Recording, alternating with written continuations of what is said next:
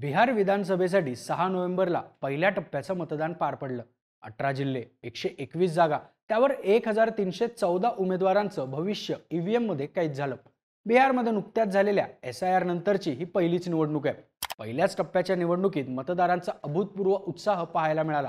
मतदान केंद्रावर संध्याकाळपर्यंत लांबच लांब रांगा लागलेल्या होत्या. त्यामुळे राज्यात यंदा जोरदार वोटिंग झालंय हे मात्र क्लिअर होतं. रात्री जेव्हा एकूण मतदानाची आकडेवारी समोर आली ते पाहून सगळ्यांनाच धक्का बसला. बिहारमध्ये पहिल्या टप्प्यात 64.66% मतदान झालं. आजपर्यंतच्या इतिहासातलं हे सर्वाधिक मतदान होतं. महत्त्वाचं म्हणजे गेल्या निवडणुकीपेक्षा यावेळी तब्बल 8.5% जास्त मतदान झाले. त्यातही महिला मतदारांनी पुन्हा एकदा मोठ्या संख्येनं वोट केले. विश्लेषकांच्या म्हणण्यानुसार जर दुसऱ्या टप्प्यातही अशाच प्रकारचं वोटिंग झालं तर बिहारचं राजकीय चित्र पूर्णपणे बदलू शकतं. बिहारमधल्या या बंपर मतदानाचा अर्थ काय? ही अँटी इन्कम्बन्सी आहे की प्रो इन्कम्बन्सी? या वाढलेल्या मतदानाचा फायदा नेमका कोणाला होणार आणि नुकसान कोणाला होणार? सगळी माहिती जाणून घेऊयात या व्हिडिओच्या माध्यमातून. नमस्कार, मी अनिकेत आणि तुम्ही पाहताय बोलभिडू. सगळ्यात आधी बिहारमध्ये पहिल्या टप्प्यात झालेल्या वोटिंग बद्दल जाणून घेऊ. गुरुवारी पहिल्या टप्प्यात एकूण 121 जागांवर 64.66% मतदान झालं. गेल्या विधानसभा निवडणुकीत याच जागांवरती 56% आसपास मतदान झालं होतं. याचाच अर्थ यंदा जवळपास 8.5% जास्त मतदान झाले. राज्याच्या 18 पैकी 9 जिल्ह्यांमध्ये 60%हून जास्त वोटिंग झाले. बेगुसराय जिल्ह्यात सर्वाधिक 67.32%, तर पटना जिल्ह्यात सर्वात कमी 55.02% मतदान झालं. म्हणजेच सर्वात कमी मतदानाची टक्केवारी ही 50%पेक्षा अधिकच आहे. जर बिहार विधानसभा निवडणुकीचा विचार केला तर राज्यात यापूर्वी फक्त 3 वेळा 60%हून अधिक मतदान झाले. 1990 साली राज्यात 62.4%, 1995 साली 61.79% आणि 2020 साली 62.57% वोटिंग झालं होतं. आता यंदाची निवडणूक हे सगळे रेकॉर्ड तोडणार असल्याचं दिसतंय. तसं पाहिलं तर बिहारमधल्या SIR नंतरची ही पहिलीच निवडणूक. SIR प्रक्रियेनंतर राज्यातले 65 लाख खोटे मतदार कमी करण्यात आले. त्यामुळे हे वोटिंग पर्सेंटेज वाढलं असल्याची शक्यता आहे. पण या एवढ्या वाढलेल्या वोटिंगचा राजकीय अर्थ काय हे समजून घेण्यासाठी आपल्याला थोडं इतिहासात जावं लागेल. देशात जेव्हाही निवडणुकीत वोटिंग पर्सेंटेज वाढतं अशा वेळी सत्ता बदल होतो हा ट्रेंड राहिलाय. पण असं प्रत्येक वेळीच होतं असंही नाहीये, कारण बहुतेकदा हाच पॅटर्न पाहायला मिळालाय. आता बिहारमध्येही याआधी असं झालंय का? तर बिहारमध्ये यापूर्वी जेव्हा जेव्हा वोटिंग पर्सेंटेज 5%नी वाढलं तेव्हा तेव्हा राज्यातलं सरकार बदललंय.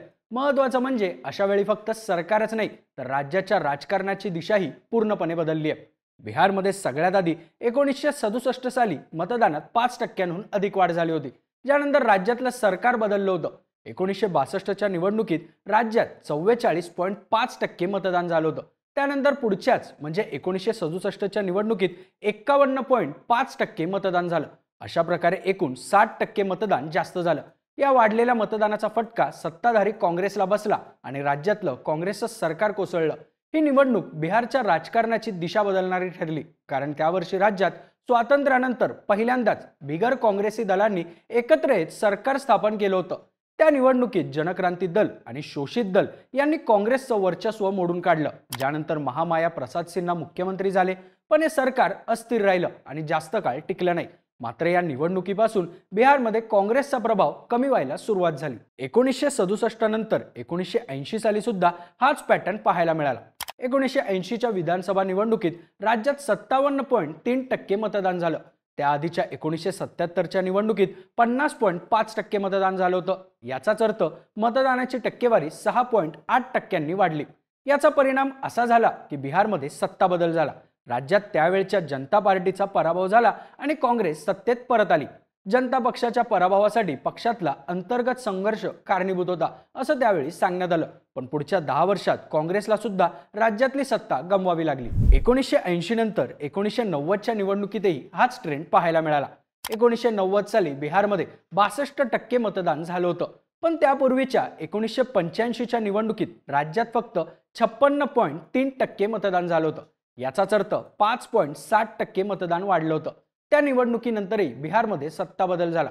काँग्रेसला सत्तेतून बाहेर पडावं लागलं तर लालू प्रसाद यादव यांचा जनता दल पक्ष सत्तेत आला आणि लालू यादव मुख्यमंत्री बनले.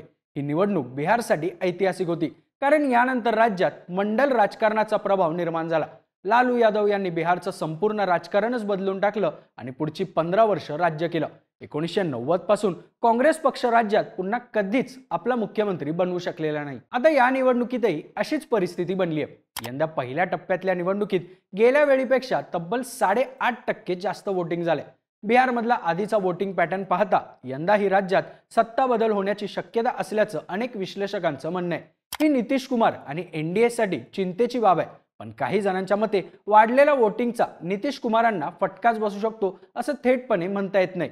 याचा त्यांना फायदा सुद्धा होऊ शकतो. ज्येष्ठ पत्रकार अमिताभ तिवारी यांच्या म्हणण्यानुसार यावेळी सुद्धा बिहारमधल्या महिला मोठ्या प्रमाणात वोट देण्यासाठी घराबाहेर पडल्यात. याचाच फायदा नितीश कुमारांना होऊ शकतो. महिला मतदार या सुरुवातीपासूनच नितीश कुमारांची ताकद मानल्या जातात. गेल्या 20 वर्षांपासून ते बिहारमध्ये सत्तेत आहेत. यामागचं मोठं कारण राज्यातल्या महिला मतदार. नितीश कुमारांनी आधीच ही आपली शेवटची निवडणूक असल्याचं सांगितलंय. त्यामुळे त्यांना एक प्रकारे फेअरवेल देण्यासाठी एवढ्या मोठ्या संख्येनं महिला मतदार येऊ शकतात असं तिवारी यांचं मत आहे. त्यातच नितीश कुमारांनी निवडणुकीआधी मुख्यमंत्री महिला रोजगार योजनेअंतर्गत महिलांना प्रत्येकी 10,000 रुपये देण्याची योजना आणली. त्यानुसार 1.5 कोटी महिलांच्या खात्यात ते पैसे सुद्धा जमा झाले. बिहारमधल्या जवळपास 40% महिला मतदारांना या योजनेचा लाभ मिळालाय. जर प्रत्येकी कुटुंबात 4 सदस्य जरी गृहीत धरले तरी याचा परिणाम तब्बल 4.5 कोटी मतदारांवर होतो. याचा फायदा नितीश कुमारांना होण्याची शक्यता आहे. एनडीएला याआधी मध्य प्रदेश आणि महाराष्ट्र सारख्या राज्यांमध्ये अशा योजनांचा फायदा झालाय. बिहारमध्ये सुद्धा हाच पॅटर्न पाहायला मिळू शकतो असं आता बोललं जातंय. या उलट काही पत्रकारांच्या मते वाढलेला वोटिंगचा फायदा प्रशांत किशोर यांच्या जनसुराज पक्षाला होण्याची शक्यता जास्त आहे. याचं कारण म्हणजे युवा मतदारांमध्ये प्रशांत किशोर यांची लोकप्रियता प्रचंड आहे. त्यामुळे जे वोटर्स पहिल्यांदा मतदान करतायत ते मोठ्या संख्येनं घराबाहेर पडून जनसुराज पक्षाला वोट करत असल्याची शक्यता आहे. पण यामुळे जनसुराज पक्ष सत्तेत येईल का? तर असं नाहीये, कारण पक्षाची अजूनही तेवढी ताकद नाहीये. पण यामुळे एनडीएला मात्र नुकसान होऊ शकतं. 2014 पासून युवा वोटर्स हे भाजपचे मतदार मानले जातात. त्यामुळे जर जनसुराजचं वोटिंग वाढलं तर त्याचा फटका भाजपलाच बसू शकतो. एकूणच काय तर बिहारमधल्या वाढलेल्या वोटिंगमुळे आधीच अटीतटीची असलेली निवडणूक आणखीन इंटरेस्टिंग बनली. बिहारमध्ये जेव्हा ही 5%हून अधिक मतदान वाढतं तेव्हा सत्ता बदल होतो. हा इतिहास राहिलाय. यावेळी पहिल्या टप्प्यात तब्बल 8.5% मतदान वाढले. त्यामुळे दुसऱ्या टप्प्यातही जर हाच कल राहिला तर सत्ता बदल होण्याचे चान्सेस आहेत असं म्हटलं जातंय. तुम्हाला या सगळ्या बाबतीत काय वाटतं? बिहारमधल्या वाढलेल्या मतदानाचा फायदा नेमका कोणाला होणार? तुमची मतं आणि प्रतिक्रिया आम्हाला कमेंट करून नक्की सांगा. आणि अशाच माहितीपूर्ण व्हिडिओसाठी बोलबिडूच्या YouTube चॅनलला नक्की सबस्क्राईब करा.